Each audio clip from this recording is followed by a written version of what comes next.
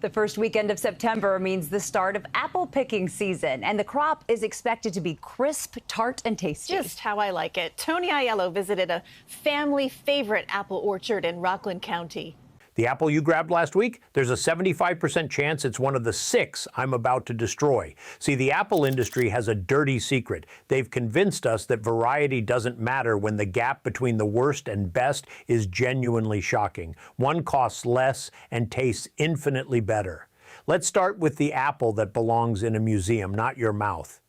Red Delicious looks incredible. That deep crimson shine, the perfect heart shape. It's basically the supermodel of fruit. And for over 50 years, America bought it more than any other apple. 50 years. Here's the problem. Growers spent decades breeding this thing for appearance. They wanted that Instagram-worthy red. They got it. But flavor, texture, those got sacrificed like a side character in a horror movie. Bite into one today and you'll understand why sales finally collapsed. The flesh turns mealy within days. Not crisp, not juicy. We're talking wet cardboard territory. And that skin, thick and bitter, like chewing on a fancy leather wallet. Schools loved these things. Cafeterias ordered billions because they photographed well in lunch trays. Did kids actually eat them? Nope.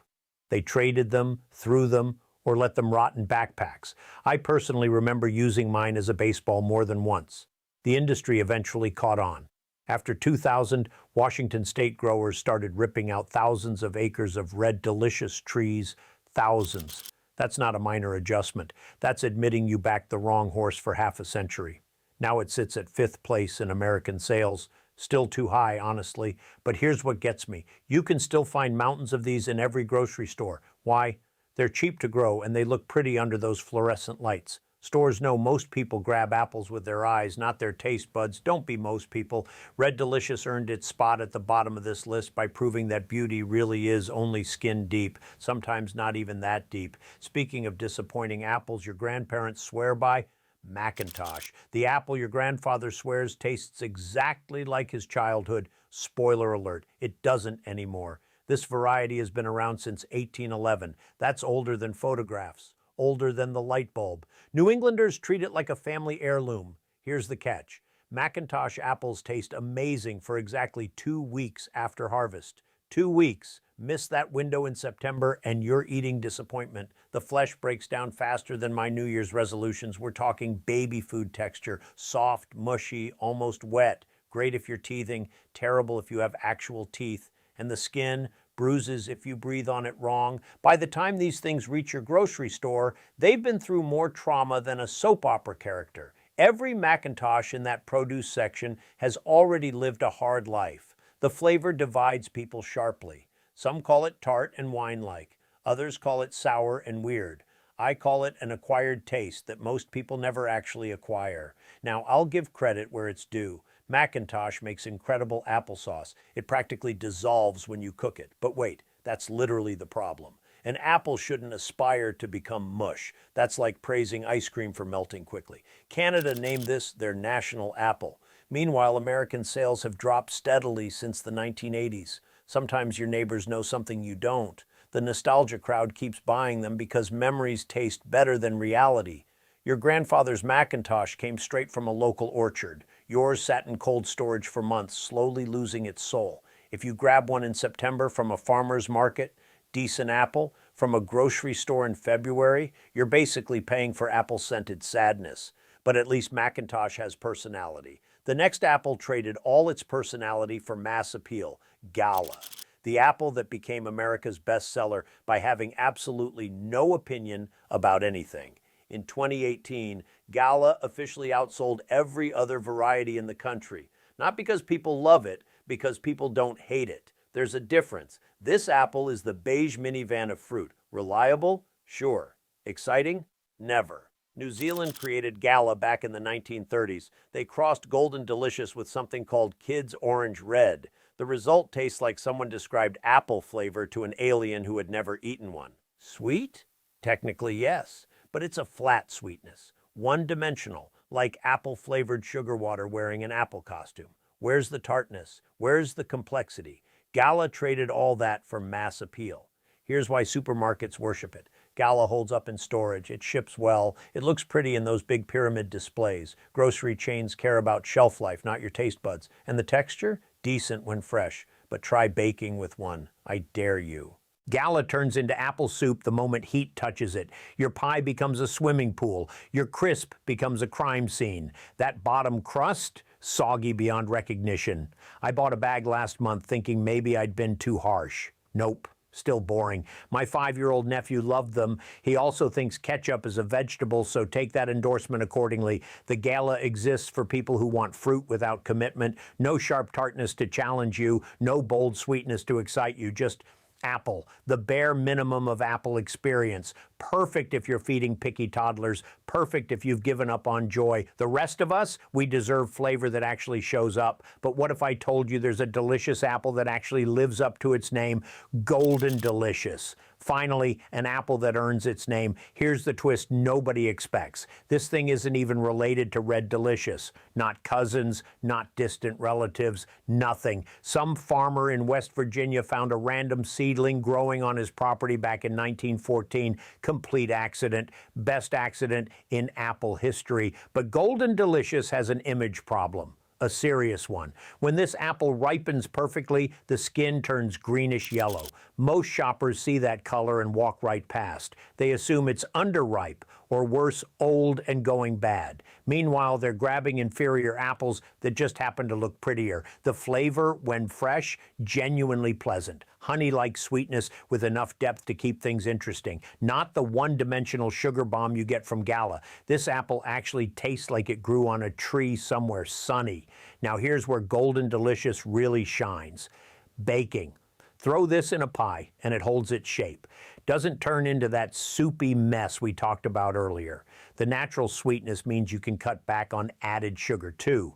Your dentist might actually approve. Well, probably not, but closer than before. The downside? Bruises show up faster than uninvited relatives at Thanksgiving. Those brown spots appear almost immediately. So supermarket Golden Delicious often looks like it survived a boxing match. Doesn't mean the inside is ruined, but first impressions matter. Storage kills the magic too. That lovely honey flavor fades into boring sweetness after a few months in cold storage. What you buy in March barely resembles what came off the tree in October. Good apple? Yes. Worth buying fresh in season? Absolutely. Life-changing? Not quite. But speaking of sour experiences, there's a green apple that takes tartness to an extreme.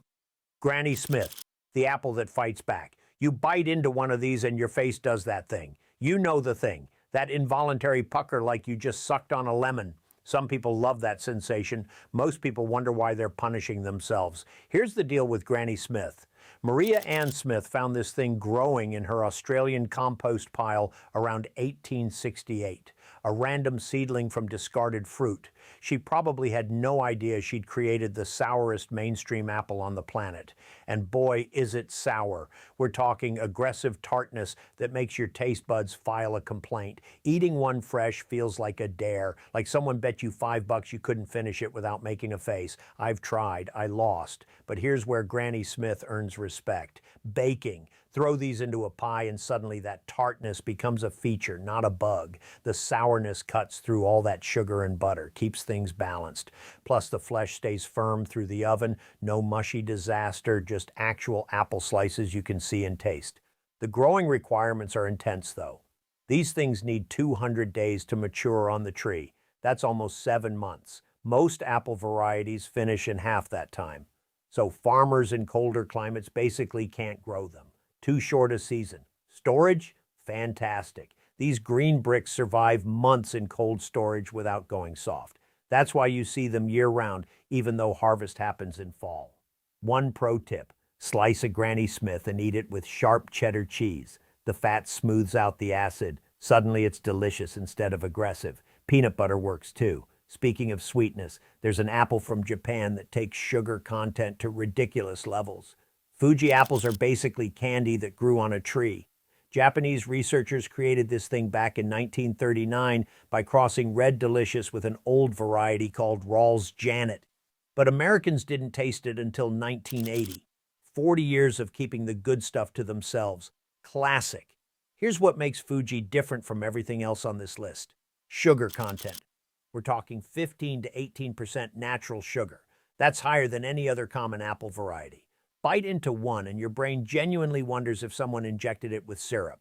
The texture, dense and crunchy in a way that feels substantial.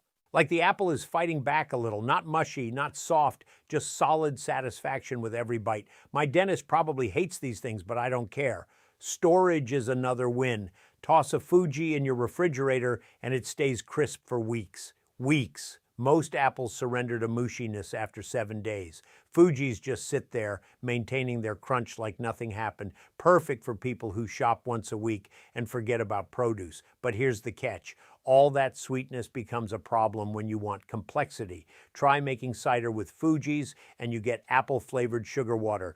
Bake them into a pie and there's no tartness to balance the filling. Everything tastes flat, one-dimensional, like a song with only high notes. Washington State farmers figured out the appeal, though. Fuji now represents about 13% of American apple production. That's massive for a variety that didn't exist here until the 80s. So if you want sweetness above everything else, Fuji delivers. No argument there. But what happens when scientists spend 20 years and $10 million engineering the perfect apple from scratch? 20 years, $10 million, one apple.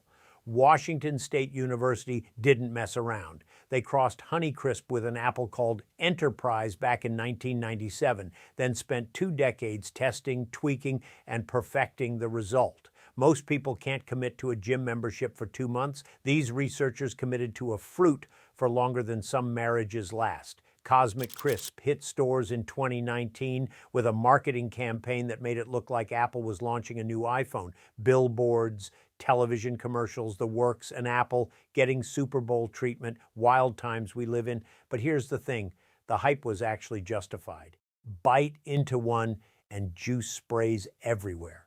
That crunch isn't gentle, it's aggressive, almost startling, like the apple wants you to know it showed up ready to perform. The flavor hits that sweet spot between sweet and tart, not boring like Gala, not sour like Granny Smith, just balanced in a way that works whether you're eating it fresh, baking it into a pie, or slicing it onto a cheese board. Versatility matters when you're paying $3 to $4 per pound.